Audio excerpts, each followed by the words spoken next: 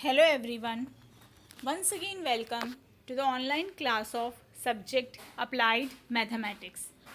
Topic of our today's lecture is examples based on binomial distribution. So let's see the vision and mission of the college. Excellence in technical education to empower youth.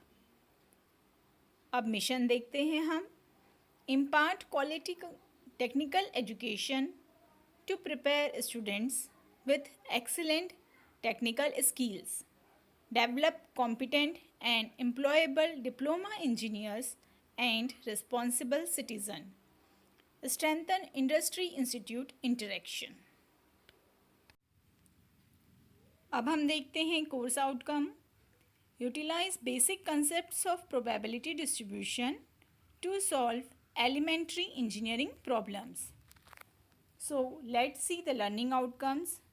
So after watching this video, you will be able to know how to find probability using binomial distribution method.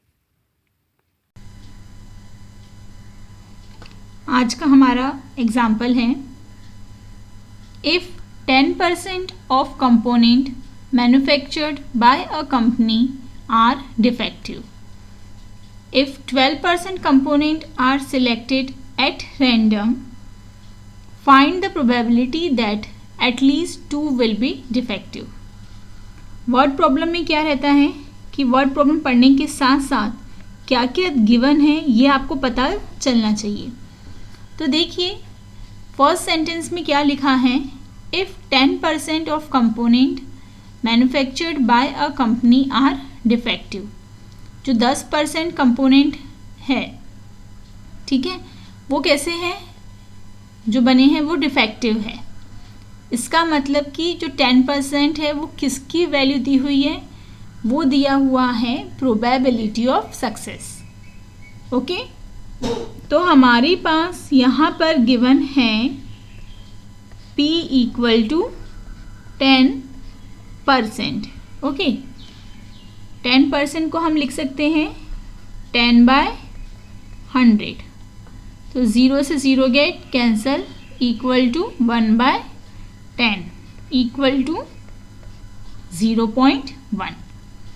ये हमारे पास दी हुई है probability of success, जिसे हम small p से denote करते हैं उसकी value.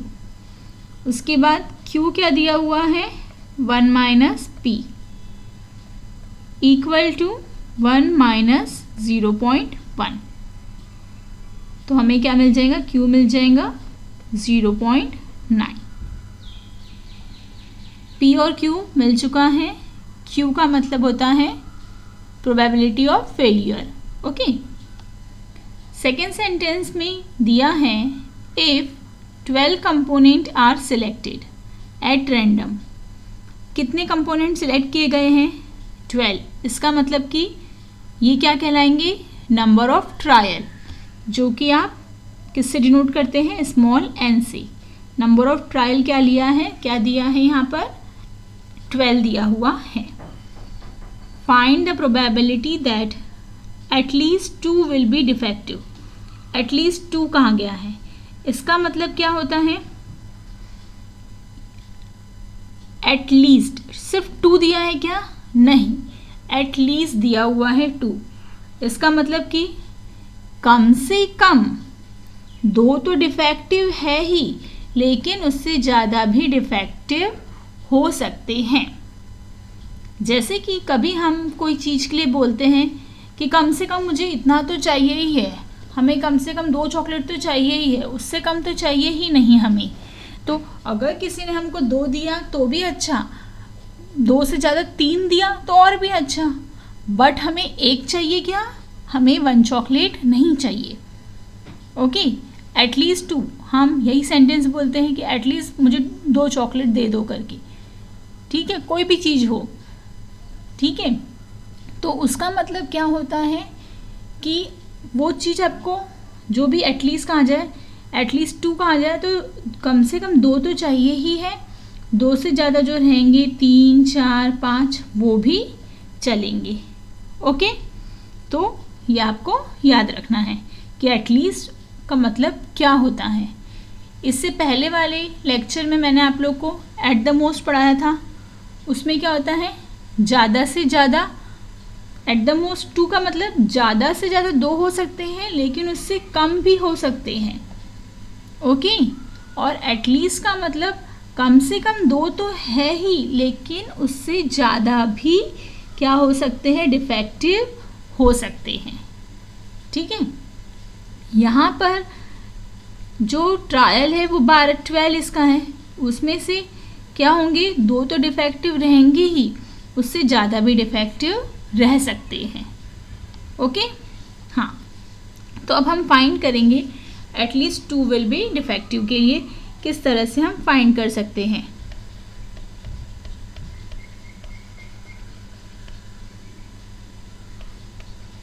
At least 2 will be defective.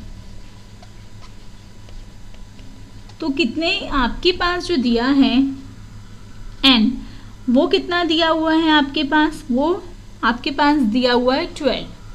तो उसमें से कितने डिफेक्टिव है, 2 डिफेक्टिव है, उससे ज़्यादा भी हो सकते हैं। तो कितने ज़्यादा हो सकते हैं, 3 भी हो सकते हैं, 4 भी हो सकते हैं, 5 भी हो सकते हैं, 11 भी हो सकते हैं, और मतलब कहाँ तक कि 12 भी हो सकते हैं, पूरे 12 नंबर तक। ओके, तो अगर हम ये एक एक नंबर का इतने सारा 2, 3, 4, 5 एक एक आर की वैल्यू पुट करके फाइंड करेंगे तो क्या हो जाएगा, ये बहुत ज़्यादा लेंदी हो जाएगा।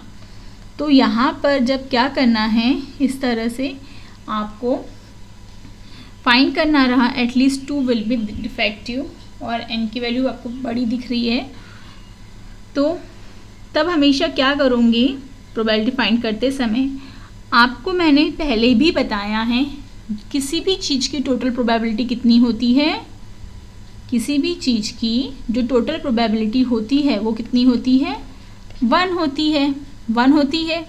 हमें पता है कि क्या 2 तो डिफेक्टिव है ही, उससे ज़्यादा भी हो सकते हैं। ठीक है, तो कितने डिफेक्टिव नहीं है, 0 और 1, ये जो 2 है ये दोनों डिफेक्टिव नहीं है, क्योंकि 2 भी डिफेक्टिव है और 2 से ज़्यादा भी डिफेक्टिव है।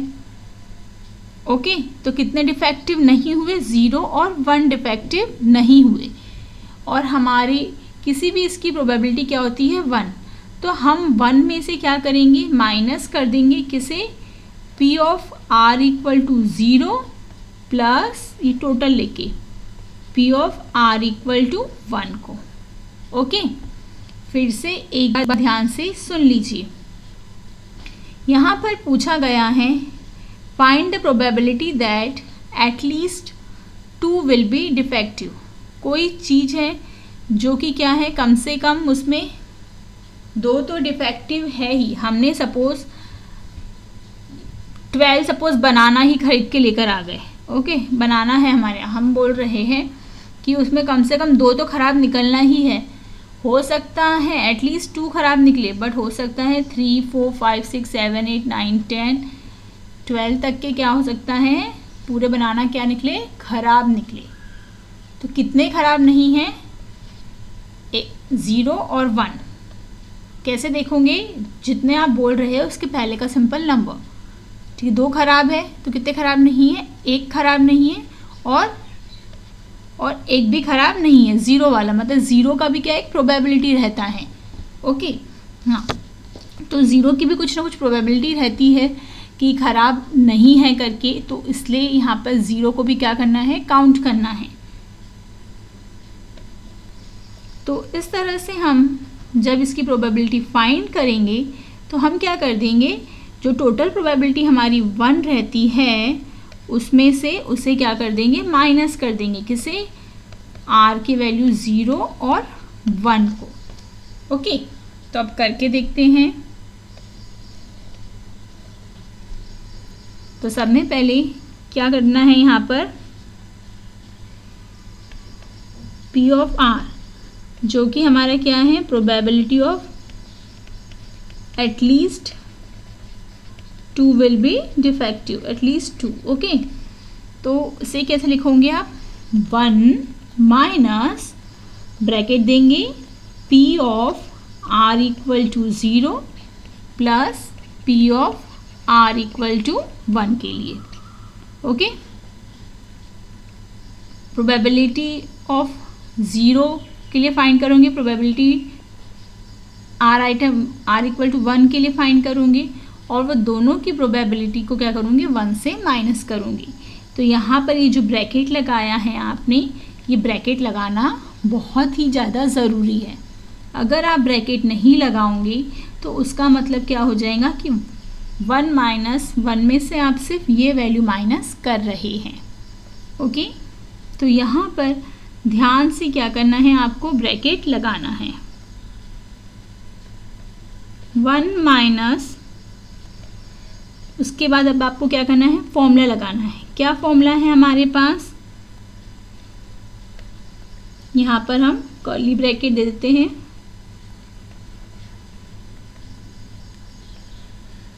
हमारे पास फॉर्मूला है NCR, R की पहली वैल्यू है 0 into P raise to the power R का मतलब होता है 0 into Q raise to the power N minus R।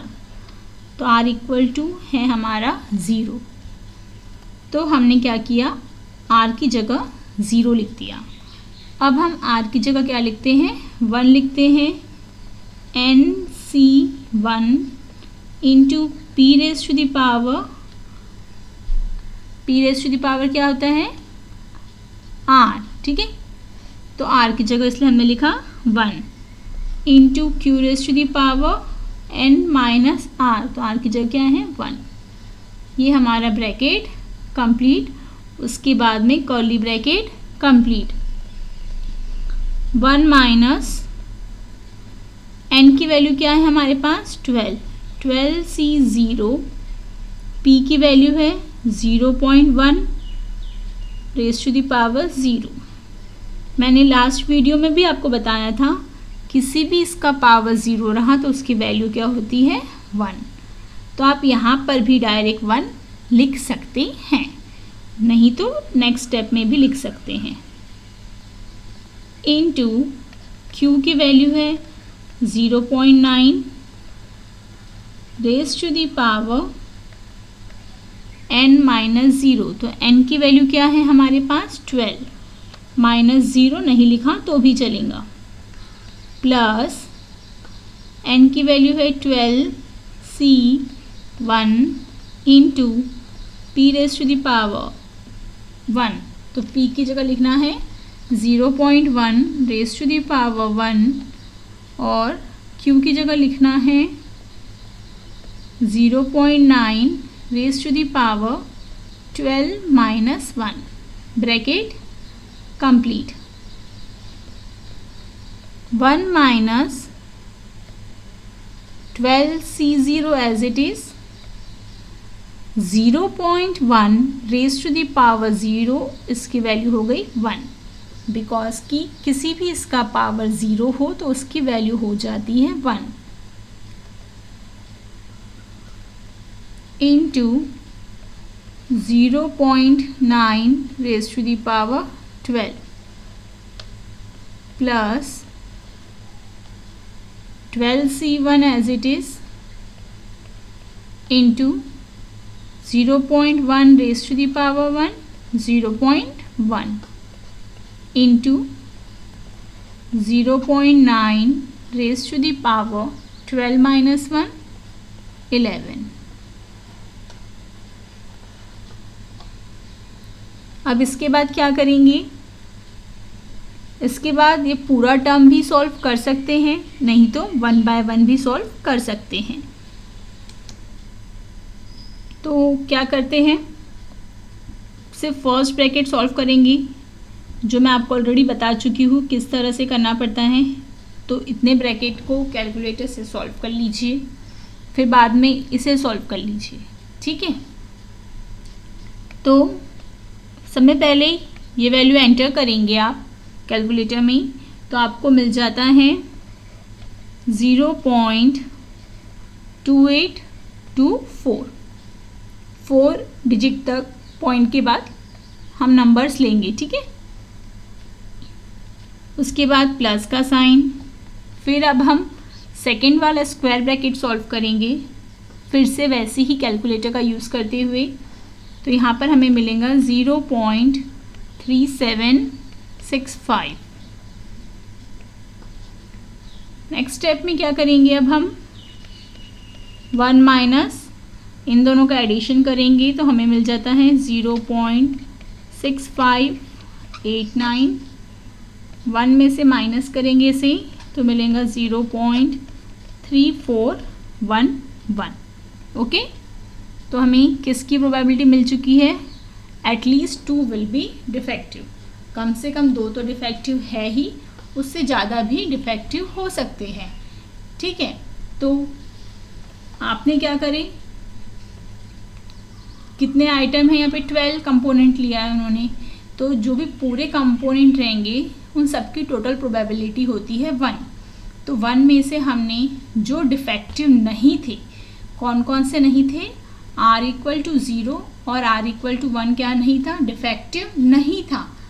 बाकी क्योंकि क्वेश्चन में ही वैसा कहा गया है एटलीस्ट 2 यानी कि कम से कम 2, उसके बाद इसका मतलब कि r=2 और उससे ज़्यादा वाला सभी जो है वो क्या है, डिफेक्टिव है।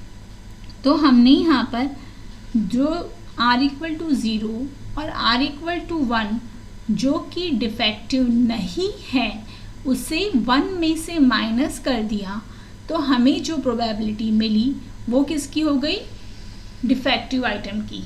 और वो भी कैसी defective item, at least 2 defective items, ठीक है, कम से कम 2 और उससे ज़्यादा वाले की प्रोबेबिलिटी हमने यहाँ पर फाइंड आउट करी। ओके, तो ध्यान से एटलीस्ट और एटमोस्ट ये वर्ड आता है एग्जाम्पल में, तो ध्यान से पढ़ना है, समझना है, उसके बाद में ही एग्जाम्पल सॉल्व करना स्टार्ट करना है। ये आप लोगों के लिए प्रैक्टिस क्वेश्चन है, साथ में इनके आंसर्स भी यहाँ पर आप लोग को दिए गए हैं।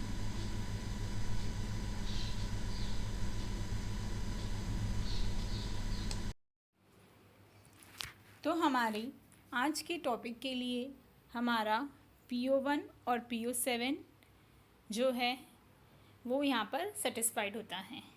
PO1 है हमारा बेसिक डिसिप्लिन नॉलेज और PO7 है लाइफ लॉन्ग लर्निंग। ओके, तो ये 2 POs हमारे आज के टॉपिक के लिए यहाँ पर सेटिस्फाइड होते हैं। Our upcoming topic is Poisson distribution method. Thank you.